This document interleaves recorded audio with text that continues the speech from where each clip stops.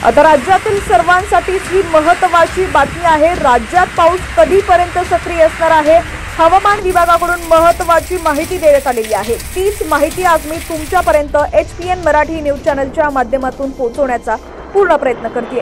पण त्याआधी तुम्ही जर HPN मराठी न्यूज चॅनल पहिल्यांदाच पाहत असाल आणि अजूनही चॅनलला सबस्क्राइब केलेलं नसेल तर नक्की सबस्क्राइब करा, जेणेकरून आमचे अपडेट्स लवकरात लवकर तुमच्यापर्यंत पोहोचतील। तसंच हीच बातमी जर तुम्ही आता फेसबुक किंवा इंस्टाग्राम वरती पाहत असाल तर आपल्या हक्काच्या HPN मराठी न्यूज चॅनलला फॉलो करायला विसरू नका।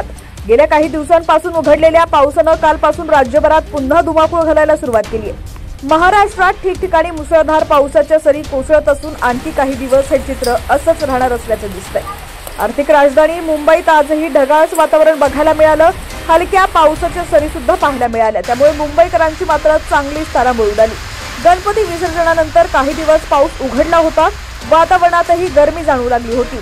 मात्र आता राज्यभरात परतीच्या पावसानं पुन्हा जोर धरलेला असून महाराष्ट्रात मुंबईसह ठाणे, रायगड, रत्नागिरी यासह महाराष्ट्राच्या विविध जिल्ह्यांमध्ये मुसळधार पावसाचा फटका बसल्यानं सामान्य जनजीवन विस्कळीत झाल्याचं दिसलं। त्यातच आता हवामान विभागानं वर्तवलेल्या अंदाजामुळे लोकांची डोकेदुखी वाढलेली आहे। खरं तर बंगालच्या उपसागरासोबत अरबी समुद्रातही कमी दाबाचं क्षेत्र निर्माण झाल्यानं राज्यात पुन्हा एकदा पावसानं जोर धरलाय। त्यातच हवामान विभागानं असा अंदाज वर्तवलाय की यंदा नवरात्र, दसरा, दिवाळीपर्यंत पाऊस होऊ शकतो। यामुळे नागरिक धास्तावलेले असून सणांच्या काळातही पावसाचा जोर कायम राहिल्यास सगळंच विस्कळीत होऊ शकतं। दरम्यान आता कोणत्या भागात कोणता अलर्ट देण्यात आलाय ते देखील आज आपण या व्हिडिओच्या माध्यमातून पाहूयात। मुंबईसह ठाणे, नवी मुंबई, पालघर, रायगड, रत्नागिरी आणि सिंधुदुर्ग या सर्व जिल्ह्यांना हवामान विभागानं आज आणि उद्या पावसाचा इशारा दिलेला आहे। यामध्ये काही भागांना येलो अलर्ट तर काही जिल्ह्यांना ऑरेंज अलर्ट देण्यात आलाय। जोरदार पावसाचा इशारा असल्यामुळे सर्व नागरिकांना खबरदारी घेण्याचं आवाहन करण्यात आलंय।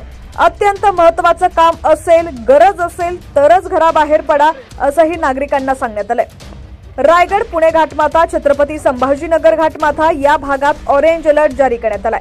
मुंबई, ठाणे, पालघर, रत्नागिरी, जळगाव, नाशिक घाटमाथा, अहिल्यानगर, सातारा घाटमाथा, बीड, बुलढाणा, अकोला, अमरावती, नंदुरबार, धुळे, नाशिक, पुणे, सांगली, सोलापूर, परभणी, हिंगोली, नांदेड, लातूर, धाराशिव, वाशिम, यवतमाळ, नागपूर, भंडारा, गोंदिया इथं येलो अलर्ट देण्यात आलेला आहे।